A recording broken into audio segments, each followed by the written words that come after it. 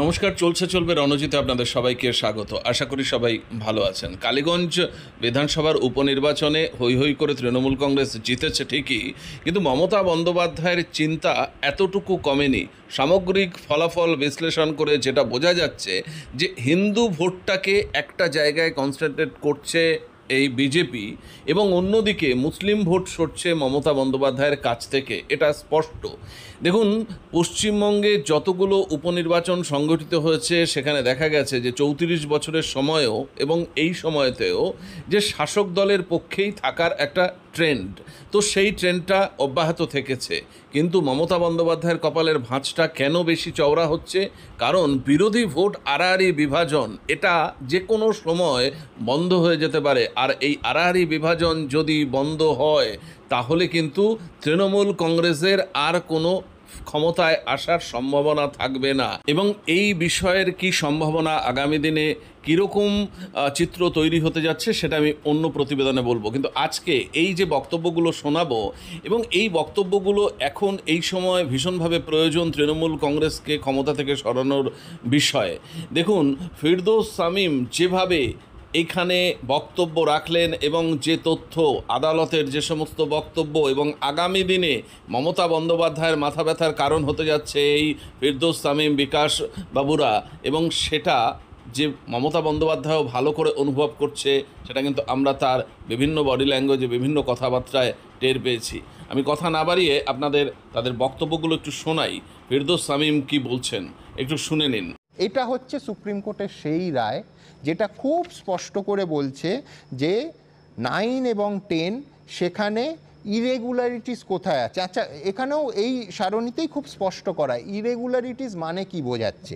OMR issue, rank jumping এবং irregularities ধরে নবম এবং দশম শ্রেণীর ক্ষেত্রে সেটা 8.5%, একাদশ এবং দ্বাদশ শ্রেণীর ক্ষেত্রে সেটা 14.47%, এবং মারাত্মক জাম্প হচ্ছে গ্রুপ সি, গ্রুপ ডি। কতটা জাম্প পরের ফিরদৌস নিশ্চয়ই আমাদের বলতে পারবে, যে 38.43% হচ্ছে গ্রুপ সি, এবং গ্রুপ ডির ক্ষেত্রে প্রায় 45%, 44.87%।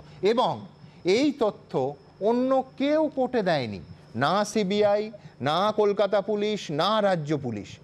এই কোর্টে হলফনামা দিয়ে হাইকোর্টে এই তথ্য দিয়েছে এসএসসি, পশ্চিমবঙ্গ সরকারের এসএসসি, যেটা হুবহু সুপ্রিম কোর্টের যে রায় সেখানে রিফ্লেক্টেড হচ্ছে। একেবারে স্পষ্ট কথায় হাইকোর্ট সুপ্রিম কোর্টের সেই রায়কে আপহেল্ড করেছিল। ফিরদৌস শামীমের কাছে আমি যাব, যে পরিষ্কার সুপ্রিম কোর্ট যেখানে বলেছিল মাইনে ফেরত দিতে হবে, অর্থাৎ এই যারা এসএসসি মানে সরকারি সংস্থার বিচারে স্পেসিফিক্যালি টেন্টেড, যারা হয় র্যাঙ্ক জাম্পিং করেছে, নয় ওএমআর ইস্যু আমি দেখিয়েছিলাম যে শূন্য পেয়েছে, 53 হয়ে যাচ্ছে নাম্বারটা, এইখানে মাইনে ফেরত দেওয়ার কথা যাদের ক্ষেত্রে বলা হয়েছে, প্রশ্নটা খুব পরিষ্কার আদালতের কাছে ছিল, তারা আমার আপনার করের টাকায় কেন ভাতা পাবে? তাদের যদি বাদ দেওয়া হতো, I repeat and I stick to my point, তাহলে কিন্তু আইনের জায়গাটা রাজ্য সরকারের অনেক দৃঢ় থাকতো। সবথেকে বড় কথা, রাজ্য সরকারের মানবিক মুখ নিয়ে বিরোধীরাও প্রশ্ন তুলতে পারতো না। ফিরদৌস শামীম কি একমত? দেখুন, আমি এর সঙ্গে একটা কথা অ্যাড করে নিই। আপনাদের মনে আছে নিশ্চিতভাবেই West Bengal board of secondary education তারা একটা অ্যাপ্লিকেশন মুভ করলো। তারা অ্যাপ্লিকেশন মুভ করে বলল যে আমাদের রাজ্যে এত সংখ্যক শিক্ষক এবং শিক্ষাকর্মী একসঙ্গে স্কুলগুলো থেকে চলে গেলে আমরা শিক্ষা চালাবো কি করে?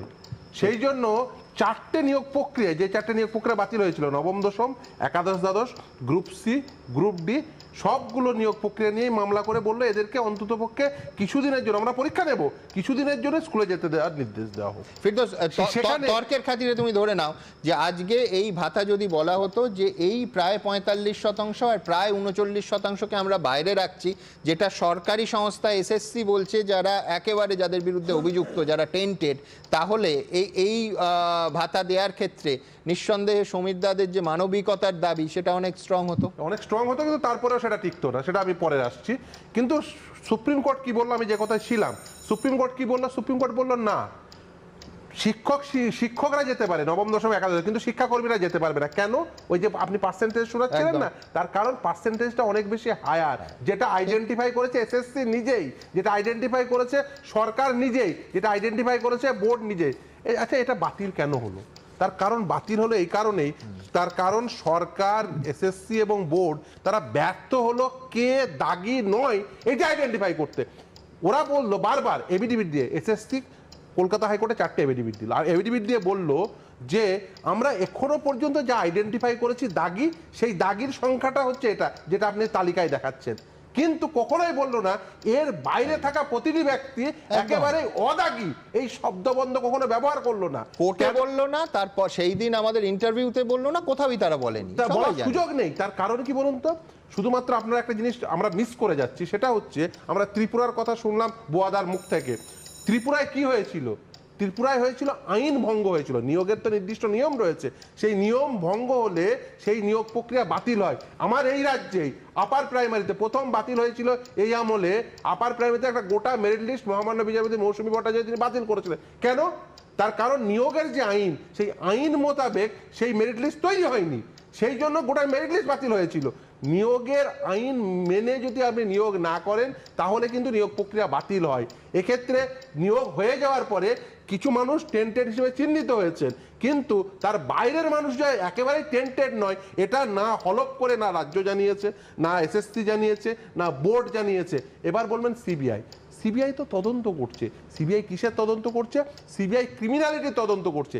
ইডি কিসের তদন্ত করছে? ইডি তদন্ত করছে আর্থিক লেনদেন কি রয়েছে সেটার তদন্ত করছে। চাকরি নিয়ে ইডি বা সিবিআই কেউ তদন্ত করেনি, সিবিআই তদন্ত করছে এই চাকরি বিক্রির ক্ষেত্রে, চাকরি এই করাপশনের ক্ষেত্রে কি পরিমাণ ক্রিমিনালিটি রয়েছে সেটা। তর্কের খাতিরে ধরো আরেকটা প্রশ্ন আমি করছি, যে যেটা মাননীয় বিচারপতি বা সওয়ালেও একাধিকবার এসছে, যে ধরা যাক রাজ্য সরকার মানবিক মুখ তারা সেইটা দেখাতে 31 লক্ষ যারা যত পরীক্ষার্থী ছিল 31 লক্ষকেই ভাতা দিত, সেটাও তো তাহলে মানবিক মুখ দেখানোর আরেকটা অংশ হতো।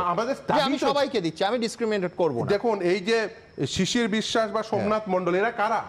এরা হচ্ছে যোগ্য বঞ্চিত চাকরি প্রার্থী। এরা কি বলছেন? এরা বলছেন যারা আদালতে গেছেন, যাদের হয়ে আমরা মামলা লড়েছি, কিন্তু মামলা তো করেছেন শিশির বিশ্বাস, সোমনাথ মণ্ডল, প্রকাশ মণ্ডলরা, তারা বলছেন আমরা ওয়েট লিস্টেড ক্যান্ডিডেট, আমরা বঞ্চিত হলাম। দেখো আমরা 2016 সালের নিয়োগ প্রক্রিয়া, আমরা 9 বছর ধরে বঞ্চিত হয়ে আছি। আমাদেরকে একবার বঞ্চনা করলো সরকার, এসএসসি বোর্ড, চাকরি না দিয়ে আমরা যোগ্য হওয়া সত্ত্বেও আবার বঞ্চনা করার জন্য সরকার আবার ঘোষণা করলো, সরকার যারা সাদা খাতার মাস্টার, যারা 20 লাখ 25 লাখ টাকা দিয়ে, মানে শিক্ষাকর্মী যারা 20 লাখ 25 লাখ টাকা দিয়ে চাকরি বাজার থেকে কিনলো, তাদেরকে ঘুরপথে চাকরি টাকা দেওয়ার বন্দোবস্ত হচ্ছে। আদালত কি নির্দেশ দিয়েছিল? আদালত নির্দেশ দিয়েছে দুটো অত্যন্ত গুরুত্বপূর্ণ নির্দেশ রয়েছে। এক, এদের কাছ থেকে 12% সুদে টাকা ফেরত নাও, সেই বন্দোবস্ত কিন্তু এখনো তৈরি হয়নি। এখনো ডিস্ট্রিক্ট ম্যাজিস্ট্রেটরা তাদের কাছ থেকে ল্যান্ড রেভিনিউ হিসেবে টাকা ফেরতের কোনো প্রকার বন্দোবস্ত করেননি। শুধু তাই নয়, সিবিআই এর উপর একটা নির্দেশ আছে, প্রয়োজনে তাদের কাস্টোডিয়াল ইন্টারোগেশন করতে পারে। সিবিআই কি করছে এটাও কিন্তু আদালতে উপযুক্ত সময়ে আমরা নিয়ে যাব। ধন্যবাদ।